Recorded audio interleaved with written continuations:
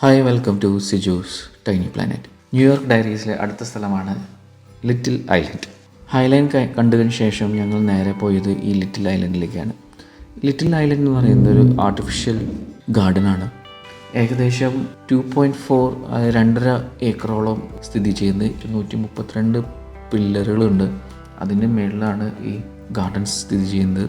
ഗാർഡൻ്റെ ഓരോ പില്ലറും ഒരു ട്യുലിപ്പിൻ്റെ ഷേപ്പിലാണ് അവർ ഡിസൈൻ ചെയ്തിരിക്കുന്നത്. ഒരു വെറൈറ്റി രീതിയാണ്. അപ്പോൾ നമുക്ക് കൂടുതൽ ഡീറ്റെയിൽസിലേക്ക് പോകാം. അപ്പോൾ നിങ്ങൾ ആദ്യമായിട്ടാണ് എൻ്റെ ചാനൽ വാച്ച് ചെയ്യണമെങ്കിൽ ലൈക്ക് ചെയ്യുക, ഷെയർ ചെയ്യുക, സബ്സ്ക്രൈബ് ചെയ്യുക. ഇനി നമുക്ക് ലിറ്റിൽ ഐലൻഡിലേക്ക് കിടക്കാം. ഈ ഐലൻഡിലേക്ക് കയറിയത് പിയർ 54 വഴിയാണ് കയറിയത്. പിയർ 54 കയറുമ്പോൾ നേരെ കയറി ലെഫ്റ്റ് സൈഡിൽ ഇത് ഗ്ലൈഡ് എന്ന് പറഞ്ഞിട്ട് ഒരു ലോണും ഒരു ഗാർഡൻ ഏരിയ ഉണ്ട്. പിന്നെ അങ്ങോട്ട് കുറച്ച് നേരെ കയറി കഴിഞ്ഞ് കഴിഞ്ഞാൽ വിസ്റ്റ പോയിൻ്റ് എന്ന് പറഞ്ഞിട്ട് നല്ലൊരു ഹൈറ്റിലുള്ള സ്ഥലമുണ്ട്. പിന്നെ റൈറ്റ് സൈഡിൽ ഒരു ഫുഡ് കോർട്ടുണ്ട്, ലിറ്റിൽ ഐലൻഡ് ഫാസ്റ്റ് ഫുഡ് എന്ന് പറഞ്ഞിട്ട്. പിന്നെ ഒരു ആംഫി തിയേറ്റർ ഉണ്ട്, ലിറ്റിൽ ഐലൻഡ് ആംഫി തിയേറ്റർ. അങ്ങനെ 4 സെക്ഷനായിട്ടാണ് ഈ ഐലൻഡിനെ ഡിവൈഡ് ചെയ്തിരിക്കുന്നത്. നമ്മളിപ്പോൾ ഈ ഐലൻഡിലേക്ക് കിടക്കുകയാണ്. ഈ ഐലൻഡ് സ്ഥിതി ചെയ്യുന്നത് പിയർ 55 എന്ന് പറഞ്ഞ ഒരു പോയിന്റിലാണ്. അത് ഹഡ്സൺ റിവറിലാണ് സ്ഥിതി ചെയ്യുന്നത്. ഈ ഹഡ്സൺ റിവർ എന്ന് പറയുന്നത് famous monuments like statue of liberty, ബാക്കി ഫേമസ് ബിൽഡിങ്ങൊക്കെ സ്ഥിതി ചെയ്യുന്നത് ഇതിൻ്റെ തീരത്തും കൂടിയാണ്. അങ്ങനെ നമ്മൾ അതിൻ്റെ ഉള്ളിലേക്ക് കയറാണ്. ഈ ഓരോ പില്ലറുകൾ നിങ്ങൾക്ക് കാണാൻ സാധിക്കും. ആ പില്ലറുകളുടെ വലിപ്പം ഭീകരമാണ്. 15 അടി 60 അടി വരെ അങ്ങനെ റേഞ്ചിലാണ് ഈ പില്ലേഴ്സ് ഉള്ളത്. ട്യൂലിപ്പിൻ്റെ ഷേപ്പിലാണ്. ഈ പില്ലറുകളുടെ മുകളിലാണ് നമ്മുടെ ഈ പാർക്ക് സ്ഥിതി ചെയ്യുന്നത്.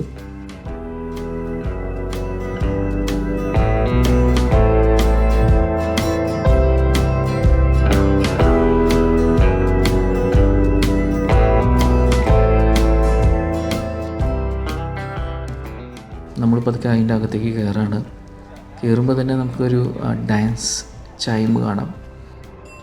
9 കള്ളി അതിൽ നമ്മൾ ബലത്തിൽ ചവിട്ടി കഴിയുമ്പോൾ ചൈംസിൻ്റെ ശബ്ദം പോലെ ബെൽസ് അടിക്കും.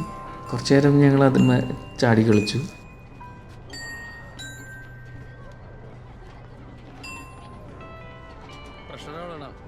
അതിനുശേഷം ഞങ്ങൾ ലെഫ്റ്റ് സൈഡിൽ ഗ്ലൈഡ് എന്ന് പറഞ്ഞ ഏരിയയാണ്, ഒരു പാർക്ക് ഏരിയയാണ്. ഞങ്ങൾ ആ ഭാഗത്തേക്കല്ല പോയത്. കൂടുതലും ഞങ്ങൾ വിസ്റ്റ പോയിന്റിലേക്ക് ലക്ഷ്യമിട്ട് ഞങ്ങൾ പതുക്കെ നടന്ന് കയറി. അതൊരു കയറ്റമാണ്, എന്നാൽ നല്ലൊരു പോയിൻ്റാണ്, നല്ല ഹൈറ്റിലാണ് ആ മൂല. അവിടേക്ക് പതുക്കെ ഞങ്ങൾ നടന്ന്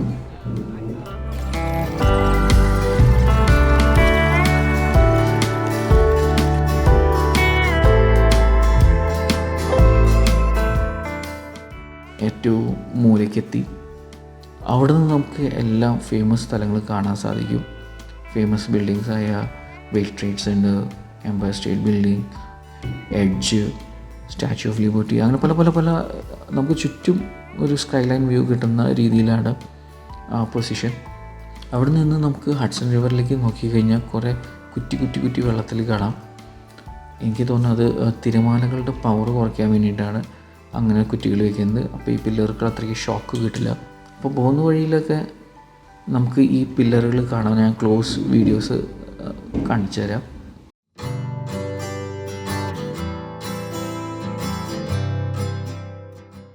ഞങ്ങൾ വിസ്റ്റ പോയിന്റിലെത്തി കുറച്ച് ഫോട്ടോസൊക്കെ എടുത്തു. ഞങ്ങളുടെ പേഴ്സണൽ ഫോട്ടോസും കാര്യങ്ങളൊക്കെ എടുത്തു. നല്ലൊരു വ്യൂ ആണ് അവിടെ. അതിനുശേഷം കുറച്ച് നേരം അവിടെ ടൈം സ്പെൻഡ് ചെയ്തിട്ട് ഞങ്ങൾ പതുക്കെ താഴത്തേക്ക് ഇറങ്ങി. ഞങ്ങൾ പതുക്കെ ലക്ഷ്യമിട്ടത് ആംഫി തിയേറ്ററിൻ്റെ ആ ഭാഗത്തേക്കാണ്. ആംഫി തിയേറ്ററിൻ്റെ ഭാഗത്തേക്ക് പതുക്കെ നടക്കുന്ന സ്ഥലത്തൊക്കെ ചിലയിടങ്ങളിലൊക്കെ ഒരു ഒപ്റ്റിക്കൽ ഇല്യൂഷൻ തരുന്ന കുറച്ച് കറങ്ങുന്ന സാധനങ്ങളൊക്കെ അവർ സ്ഥിതി ചെയ്തിട്ടുണ്ട്. പിന്നെ നിറച്ചും ചെടികളാണ്, പൂക്കളാണ്. സമ്മറായതുകൊണ്ട് നന്നായിട്ട് പൂത്തിരിക്കുന്നുണ്ട്. എല്ലാം നല്ലൊരു സ്ട്രക്ചറാണ് ശരിക്കും പറഞ്ഞു കഴിഞ്ഞാൽ അവിടെ ചെയ്തു വെച്ചിരിക്കുന്നത്. നല്ല റാമ്പുണ്ട്, നമുക്ക് സ്റ്റെപ്സ് ഉണ്ട്.